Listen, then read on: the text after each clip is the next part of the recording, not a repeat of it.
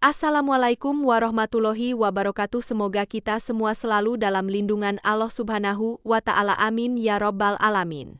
Sholawat serta salam semoga tercurahkan kepada junjungan alam Nabi yang mulia Nabi Muhammad. Semoga kita semua diakui oleh beliau. Amin Allahumma amin. Insya Allah pada kesempatan ini kami akan menyampaikan tentang beruntungnya mengerjakan sholat dengan gerakan-gerakan yang menuai kesehatan. Pada gerakan-gerakan sholat tersebut, yuk ikuti terus. Jangan lupa yang belum subscribe di-subscribe, like, comment, dan share. Don't forget ya. Selamat datang di Yayasan An-Nur Shibro Malisi. Kami Yanshima_official dan di sini kami akan berbagi video-video mengenai indahnya hidup sholat dengan ilmu. So stay tune.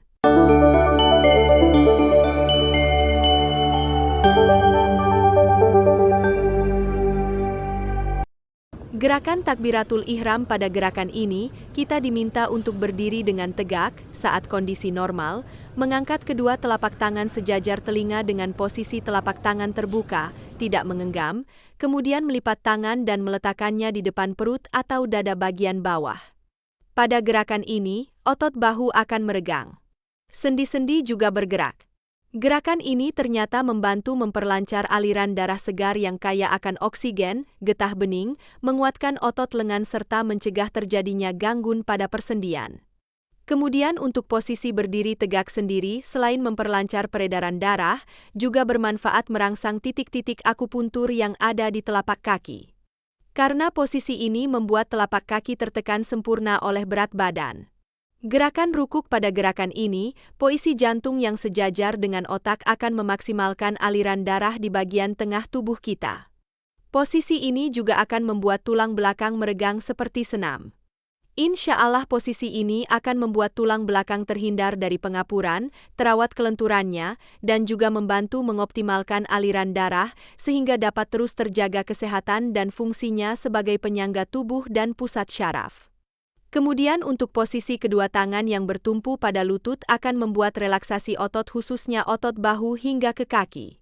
Gerakan rukuk ini juga melatih kemih untuk mencegah gangguan prostat. I'tidal. Gerakan setelah rukuk atau membungkuk ini ditengarai mampu melancarkan pencernaan. Ini akibat semacam senam perut yakni dari membungkuk, kemudian ke posisi tegak sesaat lalu sujud, memberi efek pijat pada rongga perut.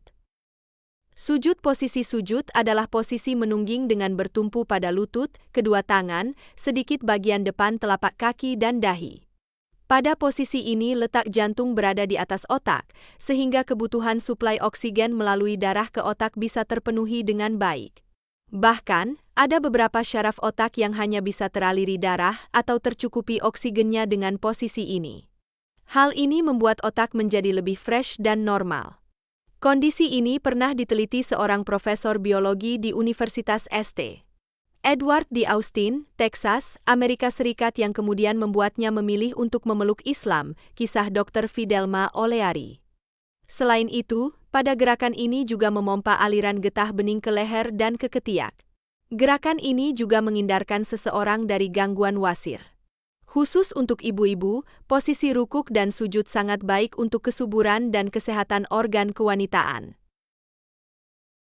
Duduk iftirosi dan tasyahud. Dengan tawaruk. Posisi duduk iftirosi dan tasyahud terjadi penekanan di dinding perut sejajar dengan ginjal, sehingga ginjal lebih terjamin fungsinya secara normal. Gerakan ini juga membuat badan bertumpu pada pangkal paha yang mengakibatkan terjadinya relaksasi otot-otot dan syaraf pangkal paha. Tekanan vena di atas pangkal atau ujung kaki juga mengakibatkan darah memenuhi telapak kaki. Kemudian kelenjar keringat juga akan menjadi aktif akibat bertemunya lipatan paha dan betis sehingga membuat saraf dan otot lebih lentur, bekerja seimbang dan melancarkan peredaran darah di kaki. Posisi ini juga akan melenturkan lutut, betis, dan juga jari kaki.